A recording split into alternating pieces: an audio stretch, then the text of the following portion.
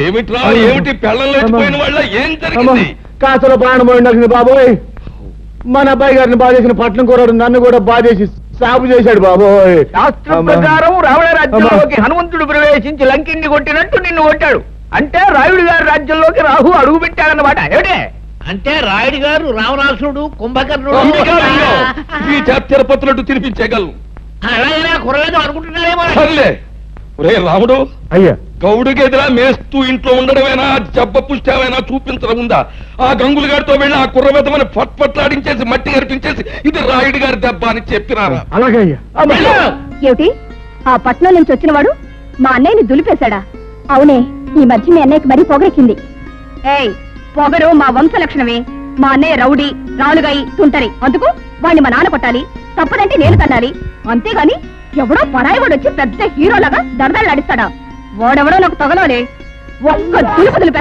అయ్యా, శాస్త్ర ప్రకారం మన రావుడి గారి కండలకి ఆ కుర్రవాడు గుండు లేక పిండు అయిపోయి ఉంటాడు. ఏమిటి తౌడైపోయి ఉంటాడు. ఏమిటి రాముడు గారు కూడా? అయ్యా నాకేం తెలియదండి. ఈ లోపలికి వెళ్ళేది అన్నాడండి. అంతే, దీపావళి అవుట్లోకి పెద్ద మోత వచ్చింది. తిరగొచ్చిన కళ్ళ దగ్గర పడి ఉన్నాడండి. ఇలా ఈడ్చుకొచ్చేసాను. అచ్చం నాకు అలాగే తగిన సన్మానం అనుకున్నావా? తలుచుకు సంబరపడిపోవడానికి. ఆంధ్రదేశంలో ఇన్ని పల్లెటూళ్ళు ఉండగా ఆ కుర్రాడు ఈ ఊరే ఎందుకు వచ్చినట్టు, ఆ ముసలయ్యగాడి ఇల్లే ఎందుకు కొన్నట్టు, అది ఆలోచించాలి. తమరు లేచి రాజు విడల రవితేజములు అలరగా అన్నట్టు అక్కడికి వెళ్ళి ధ్వజస్తంభంలాగా నిలబడి కళ్ళు ఎర్ర చేశారంటే తనే వచ్చి మీకు ఆమె పడిపోతాడు.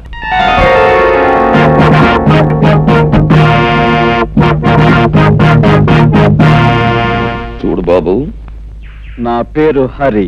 చాలా చక్కగా ఉంది. Thank you. నన్ను ఈ ఊళ్ళో గంగారాయుడు అంటారు. ఈ ఊరికి పెద్ద దిక్కుని మాట్లాడవేం పంతులు? వీరి మాట వేదని చెప్పింది శాసనం. వీరు తలుచుకుంటే ఏమైనా చేయగలరు. అయితే కాస్త తలుచుకుని ఇంట్లో సామాన్లు సర్ది పెట్టచ్చుగా. ఓహో, చాలా తెలుగుగా మాట్లాడుతున్నావే. రాష్ట్రం తాలూకు మ్యాప్ తీసుకుని అందులో ఒక పల్లెటూరిని ఎన్నుకొని అందులో ఒక ఇంటిని గుర్తు పెట్టుకుని ఆ ఇంటికి పచ్చ తోరణాలు కట్టినంత మాత్రాన ఆ ఇల్లు నీదైపోతా.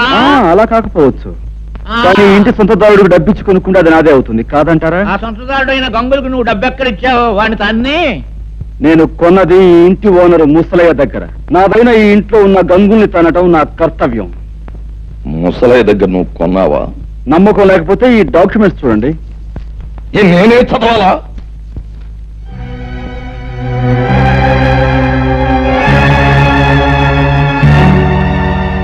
చూడండి లింగం గారు, మీకు మరో శుభార్త.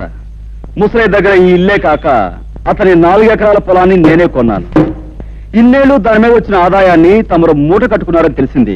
సాధ్యమైన త్వరలో ఆ మూట నాకు అందివ్వకపోతే తమను కూడా ఒక ఆట ఆడింతా చూస్తా. అదన్నమాట విషయం.